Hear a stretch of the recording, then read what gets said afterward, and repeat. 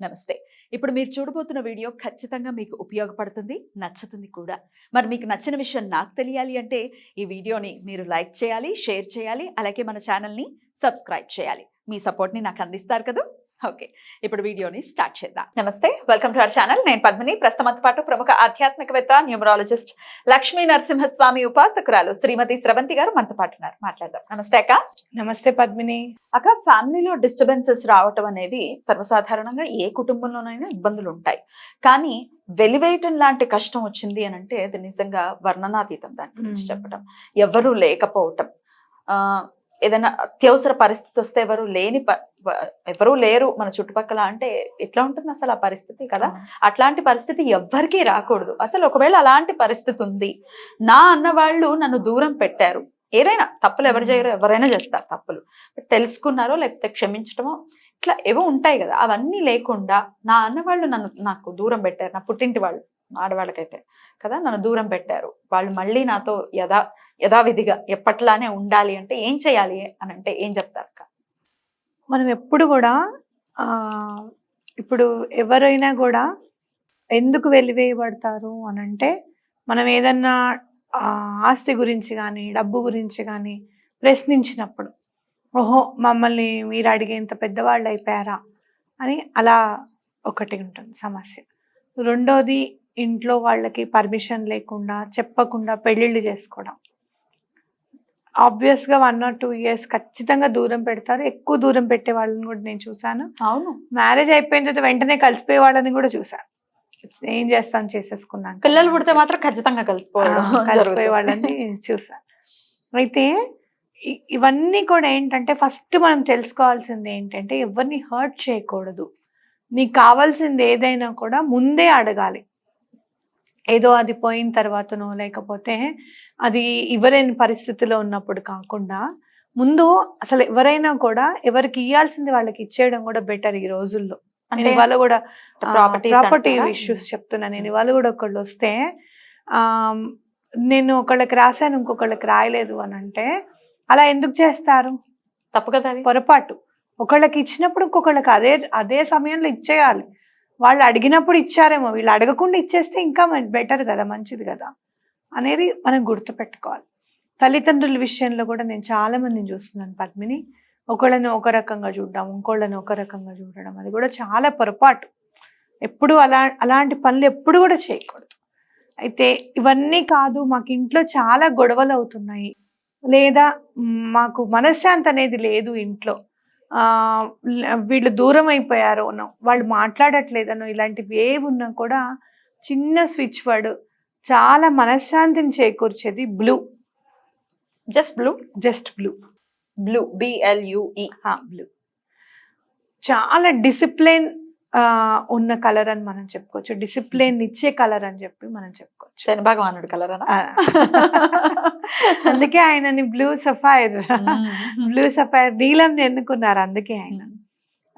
మీరు ఇంకా బాగా స్ట్రిక్ట్ గా అంటే డిసిప్లిన్ గా ఉండగలిగితే కనుక బ్లూ సఫైర్ అని కూడా అనుకోవచ్చు. బ్లూ సఫైర్ గా ఉండటం అంటే ఎక్కడ కూడా అబద్ధాలు అనవసరంగా చిన్న చిన్న విషయాలకు అబద్ధాలు ఆడేస్తూ ఉంటారు కొంతమంది.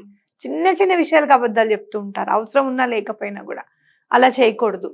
అలాగనే డబ్బు దుబారాగా ఖర్చు పెట్టకూడదు. ఇలాంటివి కొన్ని నేర్చుకోవాలన్నమాట. అప్పటి వరకు బ్లూ అనుకోండి.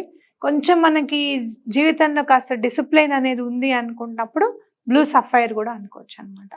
ఆ బ్లూ కలర్ అనేది శాంతికి చిహ్నంగా కూడా మనం చెప్పుకోవచ్చు. శాంతిగా వైట్ చెప్తారు, కానీ మీరు చూడండి ఎక్కడైనా కూడా వైట్ లైట్ ని చూడగలుగుతావా, బ్లూ లైట్ ని చూడగలుగుతావా? బ్లూనే. అవునా కదా. అంటే నీలాకాశం చూసినప్పుడు కూడా నీకు ఎంతో ప్రశాంతంగా అనిపిస్తుంది. అలాగే కృష్ణుడిని చూసినప్పుడు, రాముడిని చూసినప్పుడు కూడా మనకి నీలమేఘ శ్యాముడు అనేసరికి అబ్బా అనిపిస్తుంది. అలాగే అమ్మవారు నీలవర్ణంలో ఉంటారట, నీల సరస్వతి అన్నప్పుడు కూడా మనకి నీలవర్ణంలో ఉంటారా అమ్మవారు, ఎలా ఉంటారో అన్న ఆలోచన కలుగుతుంది. అలాగే గణపతి కూడా నీలంలో ఉంటాడు, చాలా ప్రశాంత వదనంతో ఉంటాడు నీల గణపతి. ఆయనకి ఎలా పూజ చేసుకోవాలో మళ్ళీ చెప్పుకుందాం మనము. అసలు క్విక్ గా ఎంత ఫాస్ట్ గా అయిపోతాయి అనమాట నీల గణపతికి కనుక మనం పూజ చేసుకుంటే. క్షిప్ర గణపతి లాగా క్షిప్ర గణపతి కాబట్టి ఇలా మనం నీలము అనేది భగవంతుడు కూడా ఆపాదించుకున్నారు. ఎలా అయితే శని భగవానుడు ఎన్నో ఉన్నాయి కానీ బ్లూ సఫైర్ ని ఎన్నుకున్నారు ఆయన. అలానే మనకి వాటర్ కలర్ కూడా చూడు బ్లూలో కనపడుతుంది, ఆకాశం రంగు బ్లూలో కనపడుతుంది. ఇట్లా ఏదైనా కూడా ప్రకృతి కూడా తనలో ఇముడ్చుకున్న రంగు.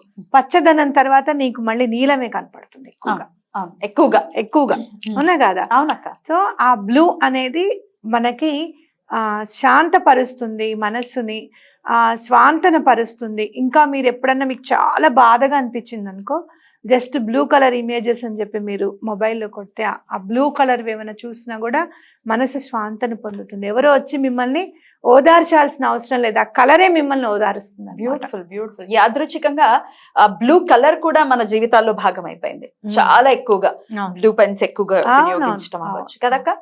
రెడ్ నేదో క్వశ్చన్ కి మాత్రమే, బట్ ఆన్సర్ రాయాలంటే బ్లూ లేదు. ఇప్పుడు మా పిల్లలకి బ్లాక్ పెన్ తో క్వశ్చన్ రాయిపిస్తున్నారు. రెడ్ పెన్ వాడద్దు అస్సలు. చదువుకిన రెడ్ పెన్ అస్సలు వాడద్దు. ఏముందిలే ఇంకో సంవత్సరం ఆగు నువ్వు చదువుతావు, మీ అమ్మాయి చదివితే నువ్వు చదివినట్టే లెక్క. నిన్ననే నేను ఫిజిక్స్ చదువుకున్నాను. ఫ్రిక్షన్ అంటే ఏంటి, ఫ్రిక్షన్ వల్ల ఉపయోగాలు ఏమిటి. మూడోసారి ఫిజిక్సా రెండోసారి ఫిజిక్సా? ఇది మూడోసారి అంటే చదువుకున్నాను. మా పెద్దమ్మాయి చదివింది, ఇప్పుడు మా పెద్దమ్మాయితో పాటు చదివాను. ఇప్పుడు నేను మళ్ళీ సూపర్ సూపర్. అయితే అక్క బ్లూని అలా బ్లూ ఇమేజెస్ లో చూడండి అని అంటున్నారు కదా, మన వాల్ కి బ్లూ కలర్ ని వేసుకోవటం అట్లాంటిది ఏమైనా చెయ్యొచ్చా? లైట్ కలర్ ఎప్పుడన్నా కూడా, ఎప్పుడైనా మనకి స్వాంతన కావాలనుకున్నప్పుడు చూడాలి. అంటే మీరు ప్రత్యేకంగా ఒక రూమ్ లో వేయించుకున్నారనుకోండి, ఎప్పుడు దానిలో పడుకున్నా కూడా ఏం పర్వాలేదు. బ్లూ చాలా పీస్ ని ఇస్తుంది.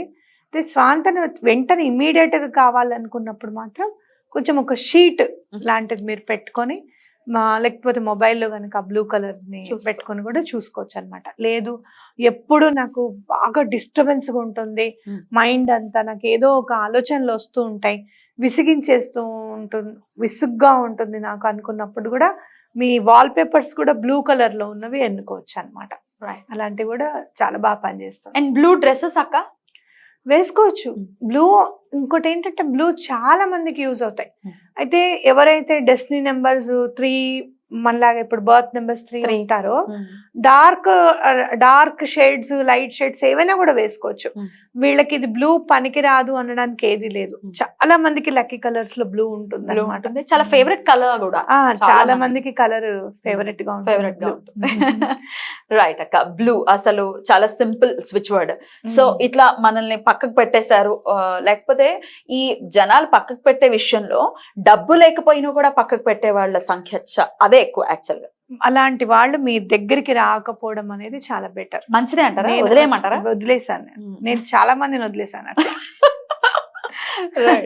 చాలా మందిని వదిలేసాను. లెట్ దెమ్, ఏముంది దాంట్లో. అంటే వదిలేచక్క ఏదైనా ఫంక్షన్స్ కి వెళ్ళాం అనుకోండి, ఆ చిన్న చూపు అనేది ఖచ్చితంగా ప్రస్ఫుటంగా మనకు అర్థమయ్యేలా చూపు. నీకు తెలుసా లెక్కలేనన్ని సార్లు అవమానపడ్డాను నేను. అట్లా లెక్కలేనన్ని సార్లు అవమానం. ఎట్లా స్వాంతన కానీ మిమ్మల్ని మీరు ఎట్లా? నా పిల్లల్ని చాలా బాగా రెడీ చేసుకునేదాన్ని ఫంక్షన్స్ కి వెళ్ళేటప్పుడు. వాళ్ళని మాత్రం వదిలేసేదాన్ని. అంటే వాళ్ళని పలకరించొద్దు వీళ్ళని పలకరించొద్దు అని ఎప్పుడు చెప్పలేదు.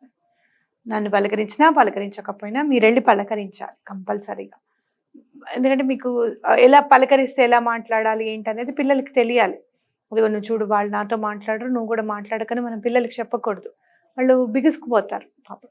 ఇట్లా పిల్లల్ని చక్కగా రెడీ చేసుకునేదాన్ని. ఉన్నంతలో నేను కూడా, నీకు తెలుసు కదా నాకు శారీస్ అంటే చాలా ఇష్టం. నేను మంచిగా చిరాది బాగా కట్టుకొని మంచిగా రెడీ అయ్యి వెళ్ళడం. ఏదున్నా కూడా ఈయన వదలరు, అస్సలు పక్కనే ఉంటారు మ్యాక్సిమం. ఆయన మాట్లాడుతున్నప్పుడు నేను ఒకదాన్ని కూర్చొని ఆ పూలను వాటిను ఏదో కూర్చొని నా పని నేను అలా ఒక్కదాన్ని ఉండడము, ఒక్కదాన్ని ఉన్నా కూడా నేను ఒంటరిని అనే ఫీలింగ్ లేకుండా ఉండడం అనేది అలవాటు చేసుకున్నాను నేను. సమూహంలో ఏకత్వంలో సమూహం అలవాటు చేసుకున్నా. కొంతమంది బాగా మాట్లాడే వాళ్ళు ఉన్నారు, మళ్ళీ వాళ్ళతో మాట్లాడుతూ టైం అట్లా స్పెండ్ చేసేసి. దాన్ని ఎట్లా అధిగమించారు అంటున్నారు? ఇప్పుడు డెలికేట్ మైండ్ అధిగమించడం ఎట్లా అంటే, నీతో మాట్లాడకపోతే యు ఆర్ సంథింగ్ స్పెషల్ అనుకోవాలి. వావ్, చాలా చక్కగా తెలియజేశారు. థ్యాంక్ యూ సో మచ్ అక్క. నమస్తే. నమస్తే.